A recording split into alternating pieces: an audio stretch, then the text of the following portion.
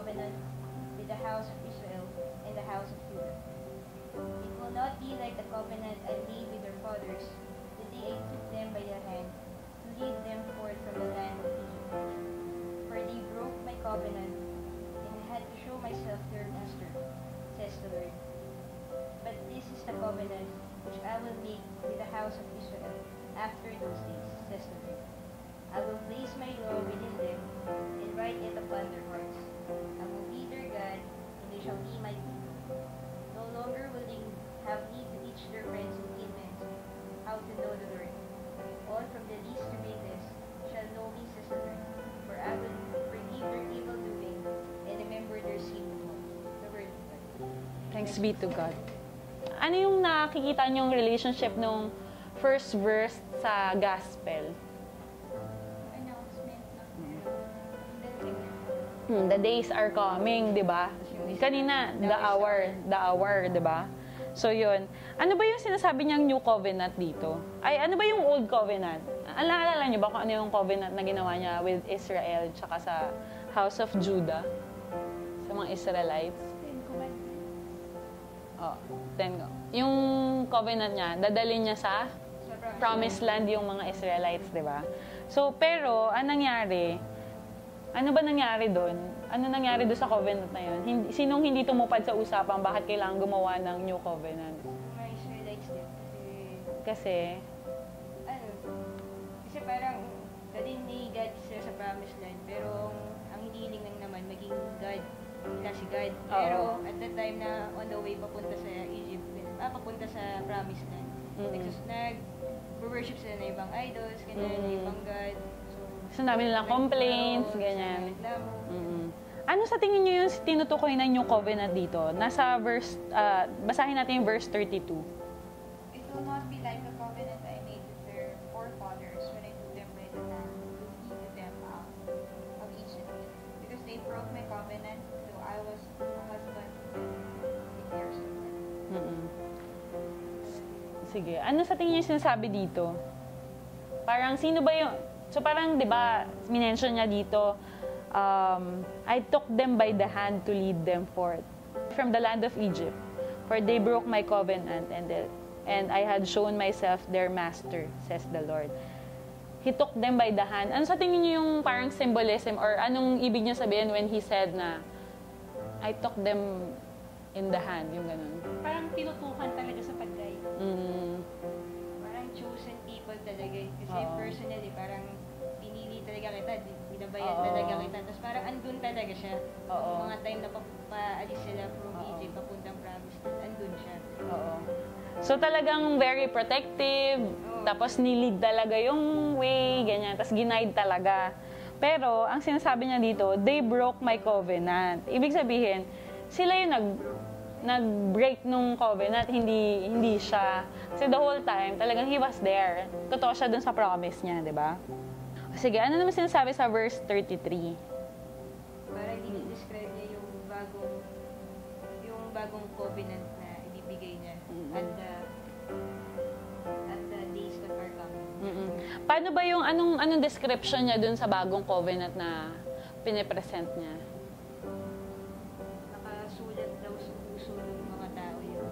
Nakasulat sa puso. Siguro dati, feeling niya, nandun na nga siya, pero parang hindi pa rin naka-engrave dun sa puso ng mga Israelites, di ba? So, ano pa yung next na sinabi niya dito? I will be their God and they shall be my people. Okay.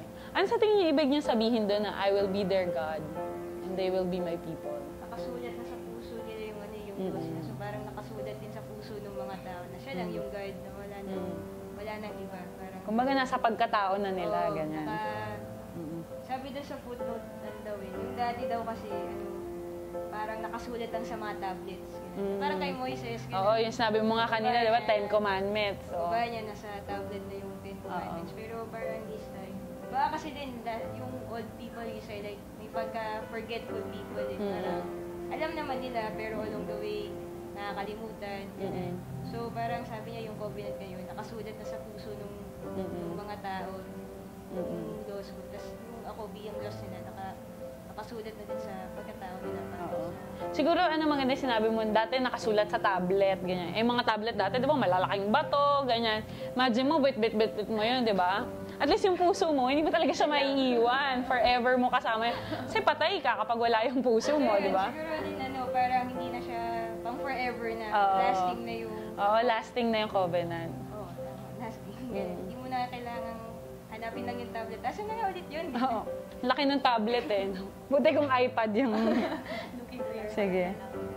O sige, ano naman sinasabi? Ito yung last verse. Sige, Claret. No longer will a man teach his neighbor, or a man his brother, saying, Know the Lord, because they will all know, from the least of them to the greatest, declares the Lord. For I will forgive their wickedness, and I will remember their sins no more. So ito may further description pa siya kung ano yung New Covenant na sinasabi niya, di ba? Pero ano yung description niya dun sa New Covenant na to? Tsaka ano yung naaalala niyo dun sa verse na yun? Himay-himayin natin siya. Sige. No longer will they have need to teach their friends and kinsmen how to know the Lord. Okay. Sige. Ano sa tingin niyo ibig niya sabihin dun? Hindi na nila kailangang alin? Hindi na nila kailangang ituro kung sino ko, ganun. Siguro kasi diba dun sa verse 30, sabi niya, will put my law in their minds and heart. So, hindi na kailangan ibang tao na mag-remind sa kanila about that. Hindi sila mismo. Kasi nakalitan na siya sa heart and mind. So, yun, there's no need for a man to teach pa his friends or his neighbor. Kasi andun na siya, litan na siya. Sige. Yung next sentence naman, all from least to greatest shall know me, says the Lord. From least to greatest, so meaning, anong sa tingin nyo? Lahat, di ba? Sa gospel, ano yung nakikita nyo connection dun sa gospel, di ba? Yung mga disciples, tas yung mga foreigners, yung mga Greeks, di ba? So meaning, hindi lang to for the Israelites, di ba? Parang kumbaga, it's for all of us, ganyan. Parang kumbaga, for everyone. Wala nang exemption. Kasi, least to greatest, hindi na lang yung mga magagaling, hindi na yung mga Pharisees, tas hindi rin yung mga Samaritan. Kasi nga, from least to greatest, tas siguro generally dito sa present time, mahirap o mayaman, di ba? Yung sabi dun sa gospel kanina, and when I am lifted up from the earth, I will draw everyone to myself. So parang connected siya dun sa first reading na all from least to greatest shall know me. So, Oo, least to greatest. Kasi everyone nga eh. Oo, total, ganyan. O sige, yung last naman na sentence ng For I will forgive their evil doings and remember their sin no more. So ano yung naaalala nyo dito when, dito sa phrase na to, He will forget all their evil doings and remember their sin no more. So anong parang ang forgiving lang niya. Oo, ang forgiving niya. Forgiving niya. Tapos kung i-relate siya dun sa gospel, yung di ba nga, He died for us, save us. So parang, hindi lang ako magpapakamatay dun sa mga hindi nagkakasala, kundi pati sa nagkakasala. So parang ganun yung take ko. Sa sinabi niya na I will forgive their wickedness. And I will remember their sins. So, pag siya namatay, He will save everyone, not just the good, but also The sinners. The good pa rin. Kasi parang hindi niya na kino-consider yung sinners as sinners. Oo. Kasi diba parang pinu-forget ko na. So I will consider yung good, lahat kayo parang parang kanina diba days are coming, tapos now is the hour, parang the hour. Parang sasabi talaga na at that time na mamatay si Jesus, at the time na matapos yung mission ni Jesus, parang all of us will be thrown to Him, parang ganun. So parang kaya I will forgive their evil doings and remember their sins no more through Jesus, through the sacrifices of Jesus, through the death of Jesus na mawawash out yung mga Yung kasalanan. sins, oo. Yun. How about you, Claret? Ano sa tingin mo yung sinasabi dito sa last phrase? Parang kahit tayo yung mapatawad tayo or mawala yung mga kasalanan. Kasi in-offer niya nga yung life niya. Parang kahit di tayo siguro mag-reach out, parang sila talaga, si Jesus talaga yung gumagawa ng paraan para makapagbalik tayo sa kanya. Ano sa tingin niyo yung connection ng first reading to the gospel? Although, kanina pa naman natin kinoconnect. Ano sa tingin niyo yung central na connection? Parang yung covenant dito, parang may promise talaga siya na dadalhin niya tayo papalapit sa kanya. Mm-mm. So, parang yun yung connections niya dun sa gospel na the death of Jesus Christ nga, na he will draw all men to Him. Parang Mm-mm. meron din kasi ako napansin kanina dito, yung nabasa ko yung footnote kasi kanina. Tapos parang sinasabi lang na yung part na parang no longer will they have need to teach their friends and kids how to know the Lord. Parang pinagit dun sa footnote na no longer it is necessary to be put into words or instructions. Hindi na kailangan parang sabihin kasi way of life na ng mga tao yun. So parang kaya hindi mo na kailangan parang by word mo sasabihin sa kanya na wag mong gagawin yan, wag mong gagawin to, dapat mahal mo siya kasi way of life na ng mga tao. Parang sa on how people live their life ganun. Na makita na si God talaga. Tapos parang naisip ko lang din na connected din siya sa gospel sa part na parang whoever loves his life loses it and whoever hates life in this world will preserve it for eternal life. Tapos parang whoever serves me must follow me. Where I am, you're also my servant will be. So parang yung living out natin, parang same calling of following God, ganun. Parang nung una pa lang parang sinasabi niya na that time na darating yun na may kilala niyo ng buong buo na nasa puso niyo na ako, nasa pagkatao mo na ako, na yung how you live your life will manifest to others that I am God, ganun. Parang, so, parang connected mo siya. Oo. So, yung personal witnessing, yung parang yung follow me, personal witnessing na dapat makita ng mga tao sa iyo si Jesus Christ mismo. Tapos sa Old Testament, si God, yung kung ano ba si God, kung ano siya, paano siya nagiging true sa promise niya, kung anong klaseng Diyos siya, ganyan. How about you, Pam? Parang God is telling us na hindi ako, yung death niya, hindi siya basta lang, yung walang sense. Kundi,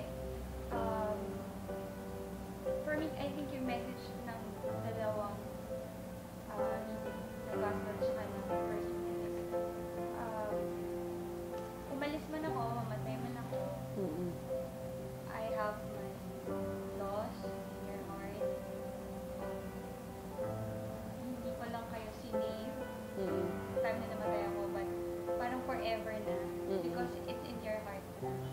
So yun yung parang message ng both gospel and first meaning. Doon siya nag-meet. Yung love pa rin ikaw. Na yung willingness pa rin yan for na no matter how painful pa yung pagdadaanan yung suffering niya. It's all for the love of yung love niya for us and yung love niya rin will glorify His Father. Ang ganda ang ganda yung word na ginamit mo, yung forever. Kasi kanina, diba, we're talking about everyone. So, ibig sabihin, lahat involved. Tapos maganda rin yung sinabi mong term na forever. Ibig sabihin, hindi lang during that time, hindi lang nung Old Testament, hindi lang panahon ni Jesus.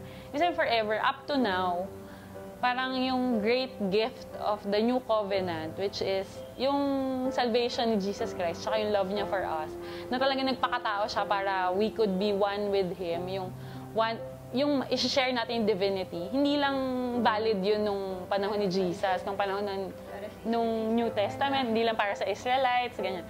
Para sa atin din, kasi nga forever siya. And it's for everyone. Hanggat tao ka, kasali ka doon. Hanggat nabubuhay ka, kasali ka doon. Kahit na after 2,000 years, valid pa rin yung covenant na yun. Sige. Sige, punta naman tayo sa second reading.